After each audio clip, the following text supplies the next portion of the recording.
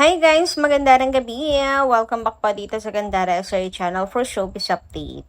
Ang tatalakayin nga natin ngayon at pag-uusapan mga kakimpaw ay pumapatungkol nga po dito sa ambagay ng Kimpaw Lanchas para po maipagtanggol si Kimi at makasuhan ang mga bumubuli po sa kanya. Actually, sa kanilang dalawa, ni Paula Avellino, ayaw na pong magsawalang kibupa ng mga fans. Hindi na daw tama. Pero bago tayo magsimula, sa mga hindi pa po nakaka-subscribe sa ating channel, pakiclick lang po tayo natin subscribe button at notification bell na nariyan sa baba para mag-updated po kayo at ma-notify sa mga susunod natin chika tungkol sa Kimpaw. Maraming salamat! And ngayon naman dumako po tayo sa pagbabasa ng komento mula sa ating mga subscribers bilang pasasalamat po sa walang sawang pagsuporta at pagtutok sa atin pong mga balita. So, ang first comment natin ngayong gabing ito ay mula po kay Miss Helen Francisco. Magandang gabi and shoutout. Ayon po sa kanya, I remember noong pandemic. Halos lahat ng host na ayaw lumabas at magtrabaho sa showtime. Pero si Kim, araw-araw present sa show niya. Yan ba ang balik mo sa kanya? Si Ann halos hindi mo makita sa show mo. Pero unang-una mo siya pinapasalamatan. Galit ka ba sa kanya? At bakit? Malaki ang ambag ni Kim sa It's Showtime kaya dapat mo siya alagaan at mahalin. Don't understand this. May mga tao talaga mga kakimpaw na alam niyo yun, tulad ni Kim, lagi nilang nakakasama pero parang hindi po nakikita mga kakimpaw. So sad, pero marami po nakakaranas niya na out there na parang pinipilit na lang makisama mga kakimpaw. Parang kinakailangan mo laging magmakaawa sa pagkakaibigan. Ganon, which is hindi naman kailangan ni Kim. She have Angelica. Meron po siyang mga tunay na kaibigan na hindi niya kailangan pagsiksikan ng sarili niya. Iba-iba rin kasi ugali nila, mga kakimpaw. Siguro yun, hindi kasi swak ang ugali nila, mga kakipi. Nila Vice at Kim Malayo ang personality. Kung pagiging kalog lang din naman, kalog din naman si Kim, pero inanonchalant. Alam sa totoo lang, nonchalant din naman yung si Kim. Ngiti, palatawa yan, pero sa totoo lang mahiyain din. Hindi kagaya nung iba na pwedeng kaya pong dumikit sa kahit na sino-sino mga kakimpaw. Doon lang talaga sa mga kagaanan po niya ng loob mga kakipi. Siguro kasi hindi po click yung ugali mga kakimpaw. Kasi alam niyo, meron talagang taong feeling mo pag nakatalikod ka. Yung masarap naman pakisamahan. Pero pag nakatalikod ka, para kang binabackstab, gano'n. And ayaw ko sa lahat ng kaibigan, mga kakimpaw. Ayaw ko makipagkaibigan doon sa mga taong naririnig ko na kapwa nila kasama naman araw-araw. Pinag-uusapan sa likod nila. May mga ganun tao. So, kung hindi swak, guys, yung personalities, talaga, pagiging para kang hindi nakikita, napapansin. Kaya laging nakakalimutan, gano'n. Kasi hindi ka swak sa group na yun, sa peer group na yun. Kaya mas maigi pang lumabas na. At sa paglabas mo, hindi ka rin naman mapapansin. In general, mga kakimpaw, nangyayari po yan. So, akala mo magkakaibigan kayo, pero yung totoo, hindi ka naman napapansin, hindi ka naman nakikita, or kahit umalis ka, hindi nila ramdam na wala ka na pala. Ganon.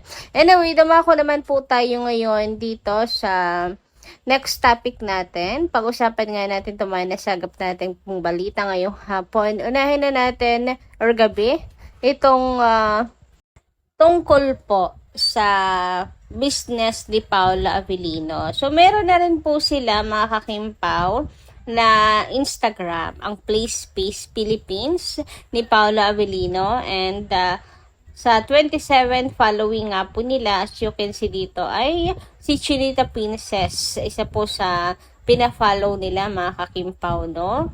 So, nakakatuwa naman. Kasi patunay lamang po ng relasyon niya nila Kim and Paolo. And yung suporta ba sa isa't isa.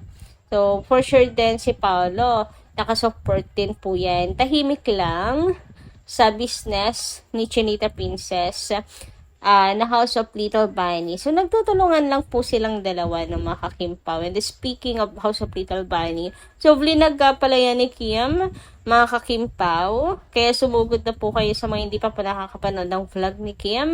Up na po yan sa kanyang YouTube channel. Pero mga kakimpaw, may napansin lang po pala ako. Kasi, na-inesto ko yung Play Space Philippines mga kakimpaw. Ngayon, isa na lang po ang following. Diba ano yan? 27. Ano yun? Naka-private ba? O nag-unfollow? Para, mas ayos po yung engagement.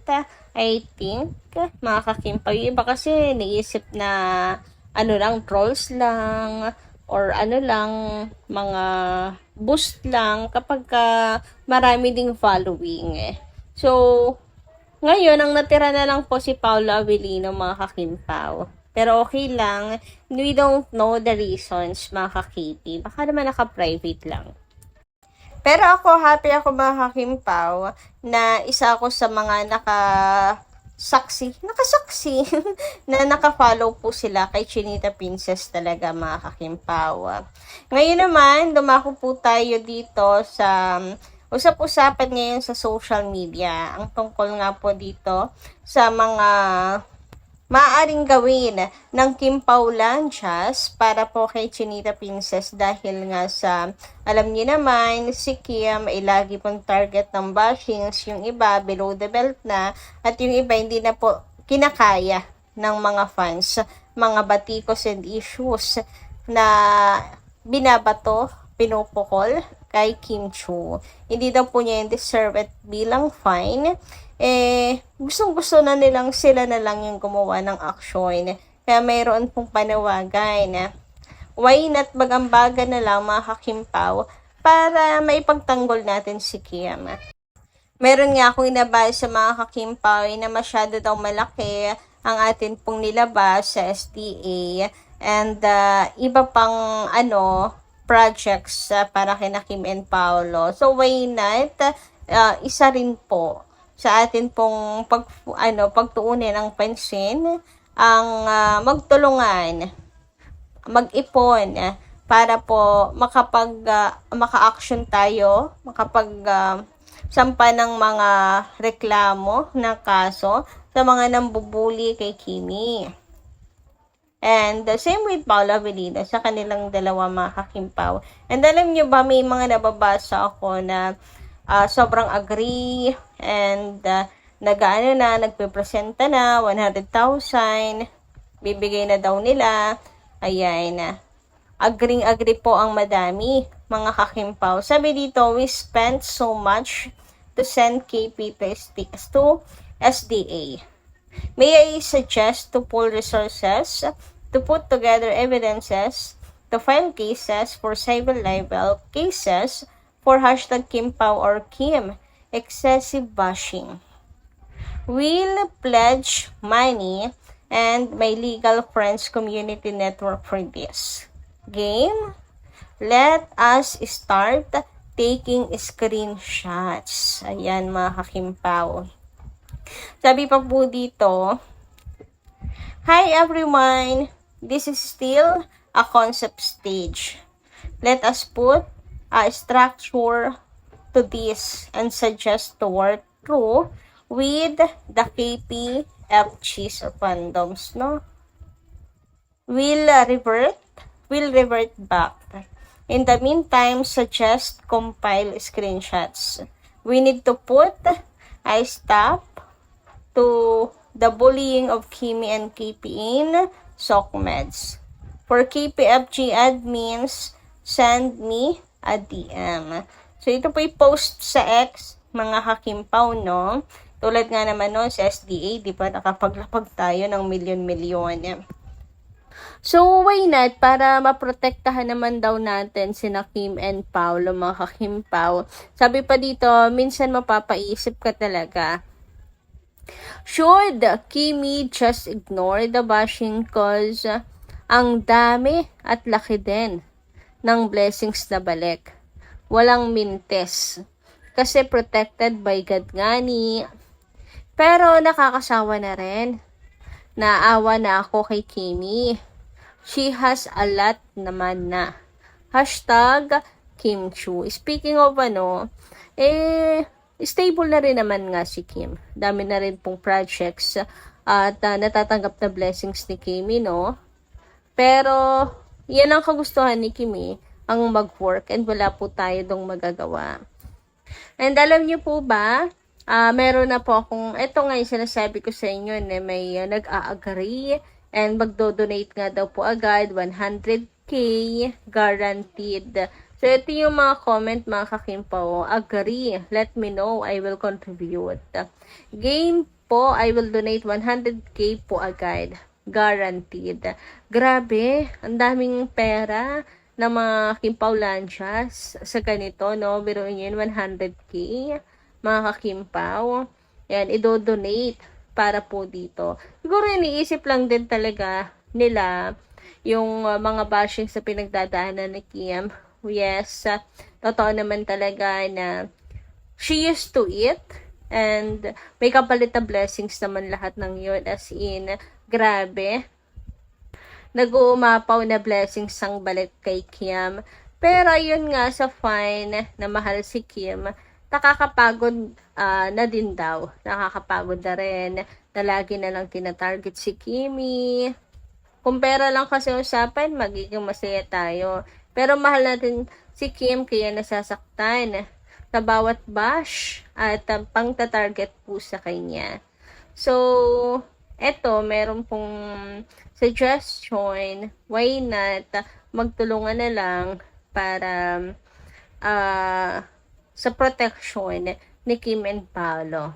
Samantala, dumako naman po tayo ngayon dito sa anak-anakan ng Kim Pao na si Carmel. Grabe nga naman yun na makita nga po ang Kim Pao. Super excited po siya and super happy. Na-miss niya rin po siguro ang kanyang mom and dad na si Paolo at saka si Kim. Saka habang ni-interview ang Kim Pao, panay po siya talon, panay ang kaway, napaka-cute mga kakipi, no? Ayan nga po, ito yung closer look mga ka-Kim Pao. Kakatawa lang si Carmel, nakakamiss lang din. Talagang napalapit po yung loob niya, no? Kina Kim and Paolo. Kaya siguro mom and dad ang tawag niya sa kanila. Anyway, hanggang dito lang po muna ating update. Maraming salamat po sa inyong pakikinigan. Kita kasi po muli sa mga susunod natin, chika. Maraming salamat. Ingat po palagi.